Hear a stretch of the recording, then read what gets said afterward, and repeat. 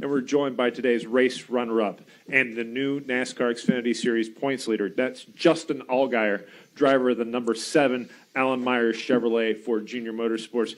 Justin, not a win, but I'm sure you're happy to be walking away with that points lead coming out of podium. Well, I'm disappointed that it's not a win, but really happy to be walking away with the points lead. You know, Jason Burdett made a great call today. You know, we had a really fast Alan Myers Chevy. I was really proud of the guys when we unloaded yesterday, and we didn't show it on the board per se, but we felt like it was pretty good. And then this morning, qualifying, I knew we were going to have a great shot at a good finish today. And the first half of the race, you know, just managing the racetrack and managing the cars. And, you know, when Jason made the call, I didn't know how it was going to work out, but I was trying to play it all out in my head and see, you know, how much time we were gaining and losing to the other competitors. And you know, this place is so big, you're just kind of, you're watching the screens or you're doing what you can, but you really don't know a whole lot of what's going on. And when the caution came out, I thought we were in trouble, but it worked out. We got a great restart there and battled it out at the end. I'll be honest with you, I was really disappointed when I got into third gear just a little bit too early down into one, trying to get underneath Kyle, and slid out, and Brad got a run underneath of me, and unfortunately I feel like that's what cost us maybe trying to have a shot at going for the win, but still fun racing with Kyle and with Brad. It was a fun battle down at the end. I mean, Kyle was just hanging on, and Brad was really fast, so it's still all in all it was a good day, and really proud of our guys. We are also now joined by our third place finisher, Kyle Larson, driver of the number 42 Ineos Chevrolet for Chip Ganassi Racing. And Kyle, Justin mentioned it, you were just holding on there at the finish. Please walk through those final laps from your perspective. Yeah, you know, the last 15 laps or so, you know, I was not expecting to get to the lead there on that restart. It just all worked out for me, you know, where Elliott gave Brad probably too good of a push down in the corner and got Brad loose, and then Elliott overshot the tunnel turn. I got to the lead, and I would be okay for a few laps, and then I would get extremely tight on exit, especially off of 1 and 2. Turn 3, I thought I was pretty decent, but off of 1 and 2, I just had to slow down so much in the center of the corner, and couldn't get the run down the straightaways that I needed. And you know, I knew Brad had fallen back a ways, but he was, you know, half second faster a lap probably than everybody if he's in clean air. So I figured he'd get back up to us, and was surprised with the speed that Justin had there at the end, and Brad as well. You know, I think Brad was helping Justin get closer to me, you know, probably drafting out straightaways. And yeah, you know, that last lap there, I got into 1 and was trying to be patient, and you know, I was downshifting as well, and I just got too tight off turn 1. I couldn't get committed to wide open as soon as I needed to, because I was just plowing, and Brad got a good run on me. So fell back, and then I got really tight in dirty air behind Brad in the tunnel, and then Justin got by me too. So disappointed I didn't get the win there on the, you know, whenever you lead the last lap, but yeah, I was at a pretty, I guess, big disadvantage just because my car wasn't handling very well. Okay, we'll open the floor for questions. We'll get a wireless mic to you. We'll start here at the lead, and we'll go to Kyle. Lee Spencer, Motorsport.com. Great belated birthday present. Get the points lead, Justin. For sure. You know, celebrating birthday this week. I feel kind of old, I'll be honest with you, and getting older, but we shouldn't look old. Well, I grew the beard to look older. Maybe it's time to shave it off again. I don't know, but you know, I didn't know that there was as many bonus points for the chase or for the playoffs as there was until about 3 or 4 weeks ago. And somebody told me how many bonus points there were, and I'm like, man, I gotta get on it. You know, I'm gonna have to, you know, try to catch Elliott. And we've been fortunate enough. We've had some really good races, and Elliott's had some not so great luck.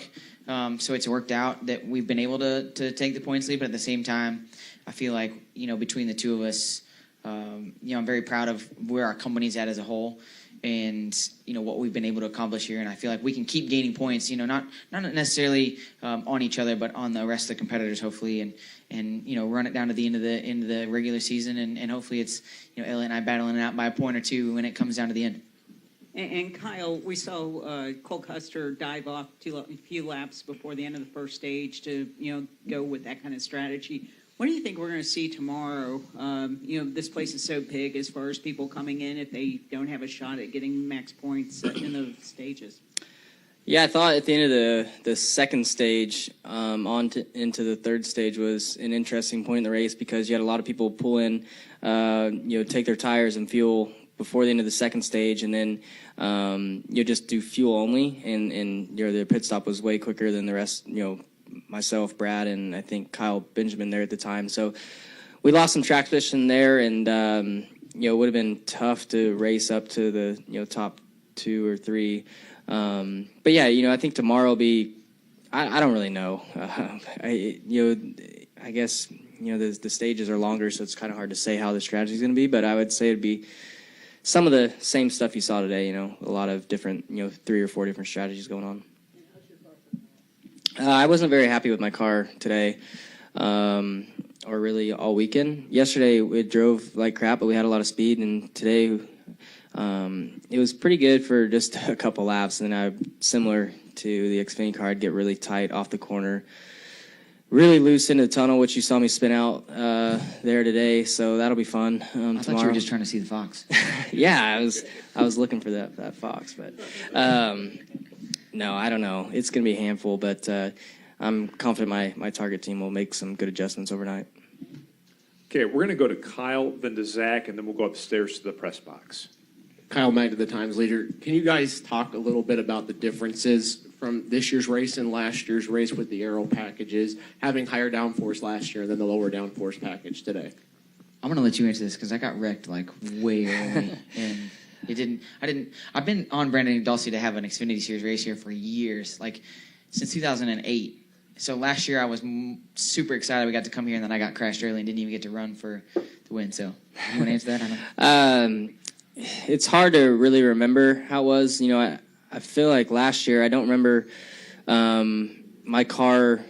I remember being able to drive in the corner a lot further, and then not really get as tight on exit. But I do remember a balance change where I would get tight on exit, similar to this year. But this year I felt a little bit edgier getting in the corner, and then tighter off the corner.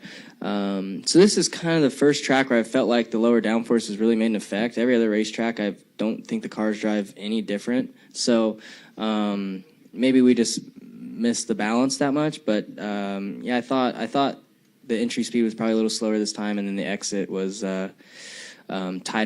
I didn't downshift at all last year. I think the gears were a little different this year, but I didn't downshift at all last year. And this year I was downshifting after the first 7 laps of a run. I'd start downshifting.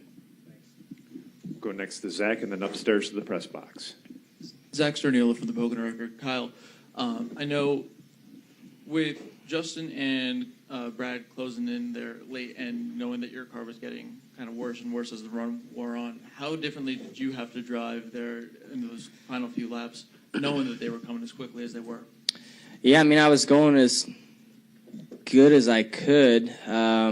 I wasn't really making any mistakes, but as they got closer, I had to start, not trying to carry as much momentum and just more so be lower to try and screw them up behind me and have them get my dirty air. So that's really all I was kind of doing differently there the last few laps when Justin got close to me, and then when Brad got to second, I was trying to do the same. I was just getting too tight to be able to roll enough speed as well as stay down. Okay, we'll go upstairs to the press box for a question. Hi, this is Justin Malillo from the Racing Expert, theracingerxperts.com.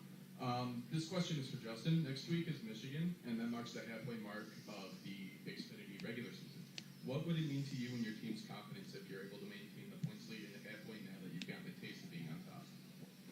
Well, I think, for us, the challenge, number one, was getting to the points lead. We were down 70 points or something, maybe like 6 races ago.